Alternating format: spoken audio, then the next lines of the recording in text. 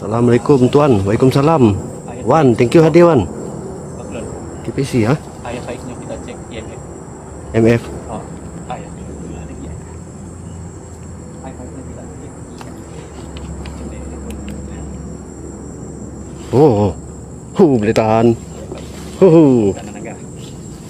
Geng, MF saya geng. Full geng. Full power. Huh. IMF-nya malam tu full power merah. Kita pun angga. Full power.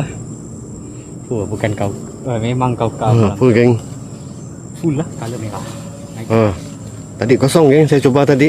Dekat depan tu kosong. Sampai dalam tu dah.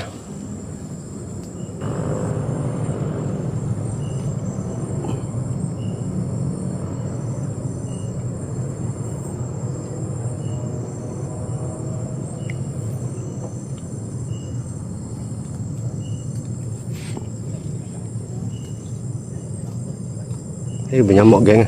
Push, tahan aku. Banyak nyamuk tu. Kembang telinga dan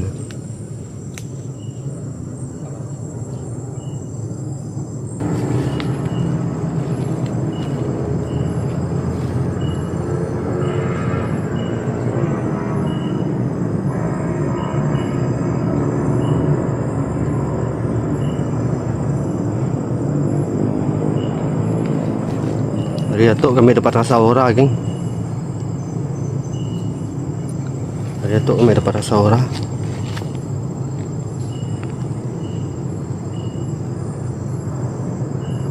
Macam adanya aja situ kehadirannya.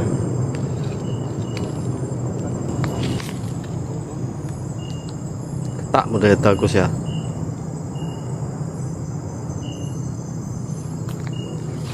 Yazid, dah selut Zid jalan tu. Dah selut jalan tu. Jalan masuk pun selut tu. Si nampak jaya lagi situ. Nampak laluan biasa aja.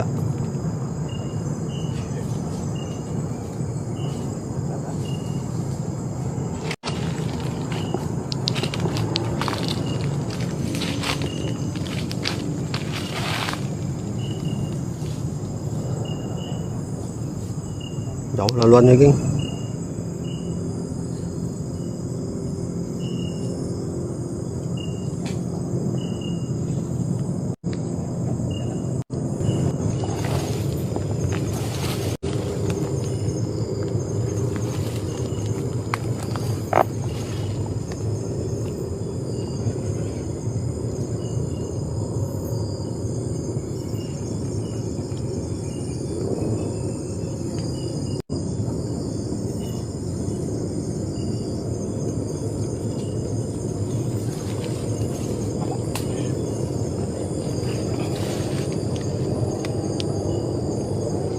Saya penangganya dari tempat malam tadi pindah ke situ.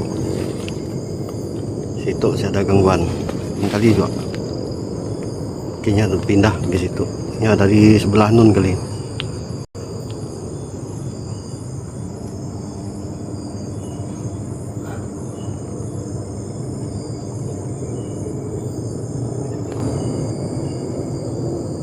Ya macam masa pelik-pelik bagi. Macam masa pelik je situ.